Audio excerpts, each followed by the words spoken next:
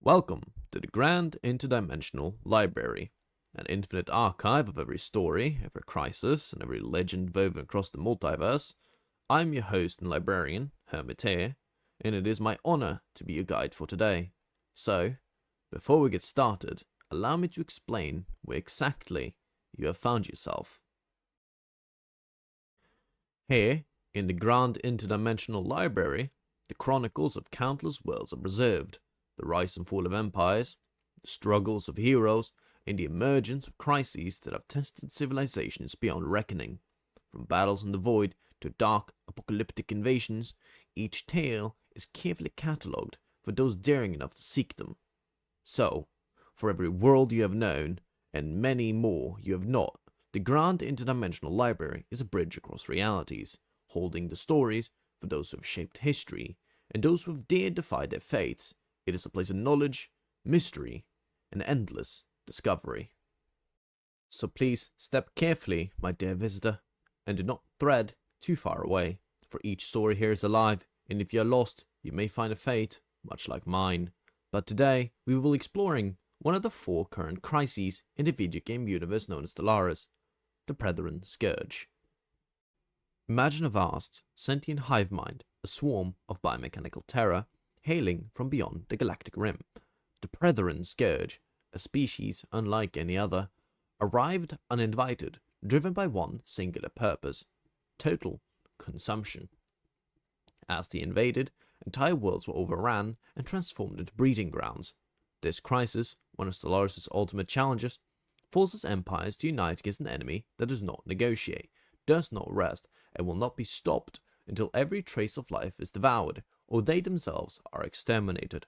What is interesting about the Prethoryn Scourge crisis is they themselves seems to be running from a terrifying entity that they call the Hunters.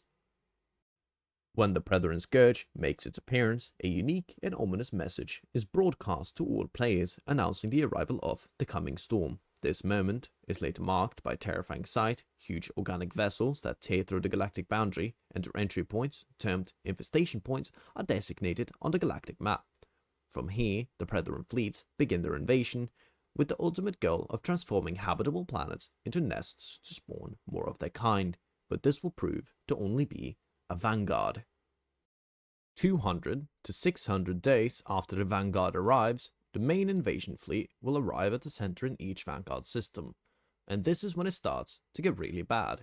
In each vanguard system, 3 starbrood fleets, 3 transport fleets, and 1 construction ship will spawn, with the main fleets, and the invasion has then properly begun. The Prethoryn Scourge introduces new gameplay mechanics, transforming entire star systems into infested zones. When a Prethoryn fleet conquers a habitable planet, they convert it into an infested world, where it begins generating biological units and more Prethoryn ships every time. The infested world spreads biological corruption throughout the system, and nearby planets are rendered toxic and uninhabitable for most other species, permanently altering their habitability until cleared. This spread of infestation also creates a time-sensitive challenge for players. If not halted swiftly, the Scourge can establish a network of infested planets, making it increasingly difficult to reverse their progress. The Scourge also disregards standard diplomacy and ignores the borders and sovereignty of other empires. Their fleets attack everything in sight, regardless of alliances, treaties, or non-aggression pacts. This indifferent hostility forces players to focus on survival, temporarily suspending other conflicts and ambitions in favor of mutual defense against a Prethoryn threat. Galactic federations, federated fleets, and large defensive alliances are crucial to staving off the Scourge, as even powerful individual empires may struggle to hold back their assault alone. Now, there are many strategies for containing and overcoming the Scourge, which we will go a little bit in depth on in this exhibit. Given the Prethoryn Scourge's overwhelming numbers and endless reinforcements, victory against them requires coordinated galaxy-wide efforts. Some of the most effective strategies most often include having a unified defense, forming alliances or federations with neighboring empires that can strengthen your own defense, including theirs, sharing technologies that you may lack, and building critical defensive outposts at choke points to halt their essential onslaught. And of course, who can forget about how to handle their individual fleets? Prethoryn swarm fleets are heavily armored and attack enemies with missiles and strike crafts, along with some acid bursts. Swarmlings possesses corvette-level evasions and sees their weapons either ignore or cause major damage to shields, and work equally well against armor and hull. Combat fleets should protect themselves with point defense, strikecraft, and armor, and also use energy weapons that deal bonus damage against both armor and hull attack.